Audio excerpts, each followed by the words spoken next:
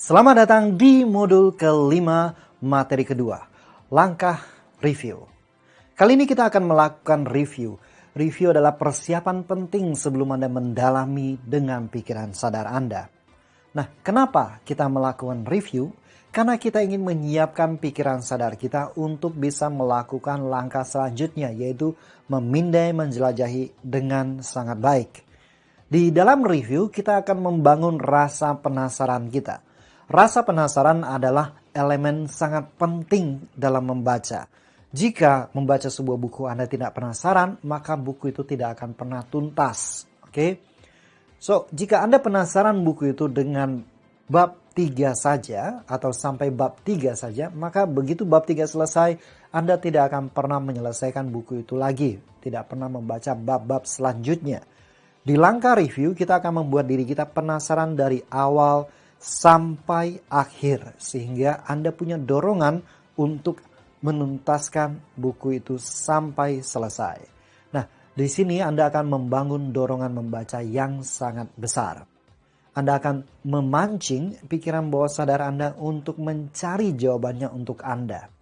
Anda perlu membuat pikiran bawah sadar mengetahui bahwa oke, saya akan carikan jawaban ini buat Anda. Nah, langkah-langkah melakukan review adalah 1. Anda baca sekilas prakata. Prakata adalah bab yang ditulis oleh penulisnya sebelum bab 1. Oke, jika ada orang lain yang menuliskan bab yang ditulis oleh penulis sebelum bab 1 disebut dengan prakata. Nah, biasanya prakata mengandung 3 elemen ini, tetapi balik lagi ke setiap penulis. Oke, ini bukan sebuah kepastian karena setiap penulis punya preferensi yang berbeda. Sebuah prakata yang baik ada latar belakang kenapa dia menulis buku. Apa alasan dia menulis buku? Apa latar belakang masalahnya? Alright? Misalkan kalau Anda membaca buku Baca Kilat 3.0, latar belakang saya menulis buku itu adalah karena waktu membaca semakin sedikit dengan kesibukan kita, sementara bahan bacaan kita semakin menumpuk. Kita butuh sebuah pendekatan yang bisa membuat kita membaca dengan sangat efektif dalam waktu sesingkat mungkin. Itu adalah latar belakangnya. Oke, kemudian selanjutnya adalah solusi apa yang ditawarkan oleh buku. Nah, jika Anda menemukan solusinya, Anda cukup menemukan apa nama solusinya. Alright, misalkan Anda baca buku Baca Kilat, solusinya adalah sebuah teknik membaca yang bisa membuat Anda menuntaskan satu buku dalam 2 jam atau kurang dengan pemahaman tinggi dan mencapai 100% tujuan membaca. Namanya Baca Kilat. That's it. Cukup sampai di situ. Kemudian yang ketiga adalah bagaimana buku itu disusun atau bagaimana menggunakan buku itu. Biasanya penulis akan menuliskan, baik buku ini dibagi menjadi 3 bagian. Bagian pertama adalah tentang fondasi-fondasi atau elemen-elemen yang Anda perlukan untuk melakukan aktivitas ini. Bagian kedua adalah tentang bagaimana Anda menerapkannya. Bagian ketiga adalah tentang bagaimana Anda mengintegrasikannya ke dalam sebuah sistem dan memajukan kehidupan Anda. Misalkan demikian. Nah, bagian bagaimana buku disusun atau bagaimana menggunakan buku ini Anda baca kata demi kata. Sedangkan bagian di mana Anda menemukan latar belakangnya, apa solusinya, Anda bacanya lompat-lompat saja, tidak perlu kata demi kata. Alright? Kenapa demikian? Karena kita mau mengikuti alur pemikiran penulis. Nah, setelah Anda selesai baca sekilas prakata, selanjutnya adalah Anda baca setiap judul dan setiap subjudul lalu bertanya. Alright? Yang Anda baca dan tanyakan hanyalah judul dan subjudul. Sub-subjudul tidak perlu. Jadi misalkan judulnya adalah melakukan langkah baca kilat. Itu judulnya. Lalu ada subjudul afirmasi pembuka. Kemudian ada subjudul PMR. Nah, kemudian ada sub-subjudul jenis-jenis PMR misalkan. Itu sebagai contoh. Nah, jenis-jenis PMR itu Anda tidak perlu tanyakan karena itu sub-subjudul. Biasanya Anda bisa membedakan lewat besar kecilnya tulisan.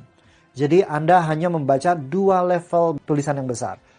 Level pertama adalah judul, level kedua adalah subjudul yang lebih kecil dibanding judul. Yang lebih kecil dari subjudul tidak usah dibaca dan tidak usah ditanyakan. Jadi Anda akan terus bertanya di setiap judul dan subjudul. Nah, Kenapa kita menggunakan bertanya? Karena pikiran kita tidak bisa menolak pertanyaan. Setiap kali ada pertanyaan, pasti dia akan menjawabnya. Atau at least dia akan mencarikan jawabannya. Pikiran kita tidak bisa menolak pertanyaan, bahkan sampai Albert Einstein mengatakan, jika 1 jam untuk menuntaskan atau menyelesaikan sebuah masalah, saya akan habiskan 55 menit untuk mencari pertanyaan yang tepat. Kita tidak bisa tidak merespon pertanyaan. Contohnya, tadi pagi Anda makan apa? Oke, langsung muncul jawabannya. Nah, please jangan lakukan langkah review di mana Anda membaca judul dan subjudul dan bertanya ini, Anda langsung lakukan di daftar isi. Mungkin Anda berkata, Pak, kenapa saya nggak lakukan di daftar isi aja? Daftar isi sudah ada judul, sudah ada subjudulnya. Saya tinggal baca, tanya. Bukankah itu lebih cepat? Nah, ada 3 alasan kenapa kita tidak melakukannya di daftar isi. Pertama, daftar isi belum tentu lengkap. Jadi kita tidak bisa jadikan itu acuan. Oke? Yang kedua, karena tugas utama review adalah mempersiapkan pikiran sadar untuk bisa melakukan memindai menjelajah dengan baik, maka Anda perlu membuka halaman demi halaman. Anda perlu buka dari awal sampai akhir sampai Anda semakin familiar dengan isi buku itu. Jadi selain tidak lengkap, Anda juga mau pikiran sadar Anda semakin mengenal halaman demi halaman. Alright? Jadi itu sangat penting untuk menyiapkan pikiran sadar Anda. Dan alasan ketiga adalah secara psikologis, semakin sering Anda membuka buku itu sampai halaman terakhir, semakin besar psikologis Anda untuk bisa menuntaskan buku itu. Dorongan bahwa seolah-olah buku itu Anda bisa selesaikan itu semakin besar dan itu penting untuk membuat Anda bisa menuntaskan buku dengan baik. Oke? Nah, lalu ada yang bertanya, Pak, apakah pertanyaan itu harus saya tuliskan? No. Anda tidak perlu menuliskan pertanyaan-pertanyaan itu. Karena antara tulis dan tidak ditulis, repotnya beda, dampaknya mirip saja. Alright, jadi tidak usah ditulis. Dan waktu Anda melakukan review, jangan tergoda untuk mencari jawabannya. Karena peran dari review salah satunya menumpuk rasa ingin tahu Anda. Anda menumpuk setiap pertanyaan Anda naikin rasa penasaran Anda. Setiap pertanyaan Anda membuat rasa penasaran Anda semakin tinggi. Nah, sekali saja Anda mencari jawaban, Anda tergoda untuk mencari jawaban, dia nggak turun segini, dia turunnya segini. Sehingga rasa penasaran Anda akan berkurang drastis. Jadi, jangan tergoda untuk cari jawaban. Lalu, dalam situasi-situasi tertentu, oke, ada buku-buku tertentu, misalkan buku-buku itu adalah buku terbitan tahun 2016 atau 2015 ke atas. Nah, buku-buku dari luar, buku-buku impor, biasanya mereka sudah memasukkan prakata sebagai bab 1. Oke, semua elemen latar belakang kenapa dia menulis buku, solusinya apa, bagaimana buku disusun, bab 1 ngomong tentang apa, bab 2 tentang apa, semuanya sudah ada di dalam bab 1-nya. Jadi jika Anda mendapati sebuah buku yang dia anggap prakata itu adalah bab 1, di mana dia jelasin latar belakang, solusi, dan lain-lain di bab 1, maka Anda boleh skip bagian baca sekilas kata pengantar atau sekilas prakata ini. Anda langsung anggap itu bab 1. Jadi langsung masuk ke baca judul dan subjudul sambil aktif bertanya. Alright? So, saatnya Anda praktikkan review. Buku yang sudah Anda baca kilat, Anda siapkan. Lalu Anda baca sekilas prakata jika ada prakata. Alright? Dan jika pun ada prakata, belum tentu ada 3 elemen itu. Take it easy. Ini cuma rule of thumb-nya. Alright? Yang paling penting yang ada dalam kendali kita adalah Anda baca judul dan subjudul sambil aktif bertanya. Anda bisa download checklist melakukan review di bawah video ini. Dan rule of thumb untuk melakukan langkah review ke satu buku adalah 15 menit. Jangan lewat dari 15 menit. Kalau kurang dari 15 menit itu bagus. Rentang waktu yang Anda lakukan ini tergantung pada banyak sedikitnya jumlah subjudul dalam buku tersebut. Contohnya, kalau Anda baca buku Brian Tracy, maka akan banyak subjudul. Alright?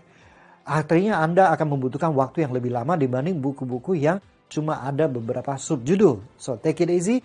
selesaikan dalam rentang waktu 15 menit. Jadi begitu Anda bertanya, Anda langsung next, baca subjudul selanjutnya atau baca judul selanjutnya dan bertanya. Sekali lagi, jangan tergoda untuk mencari jawabannya. Sebentar saya akan menunjukkan bagaimana Anda bisa bertanya dengan baik. Oke, saya akan ambil satu buku, Changing Your Money Mindset, 21 Days to a More Prosperous Life. Oke, di sini saya akan skip ke bab 2 sebagai contoh. Bab 2, Godly and Prosperous. Nah, tujuan kita adalah kita harus baca judul dan subjudul sambil bertanya. Ketika kita bertanya, Godly and Prosperous, ini maksudnya apa ya? Apa kaitannya dengan mindset uang misalkan? Terus ada subjudul 7 Key to Prosperity. Oke, 7 kunci menuju kekayaan. Kita bertanya, apa aja kuncinya? Alright, cukup segitu, tidak usah ditanya, nggak usah ditulis ya. Kemudian ada subjudul Key number 1, Seek God First. Ya, cari Tuhan dulu. Oke, ini adalah subjudul, tidak usah dibuat pertanyaan, juga tidak perlu dibaca. Right? Key number 2, key number 3, key number 4, key number 5 itu subjudul sampai key number 7. Kemudian ada subjudul Example of Godly Prosperity. Apa itu maksudnya? Apa contohnya? Oke.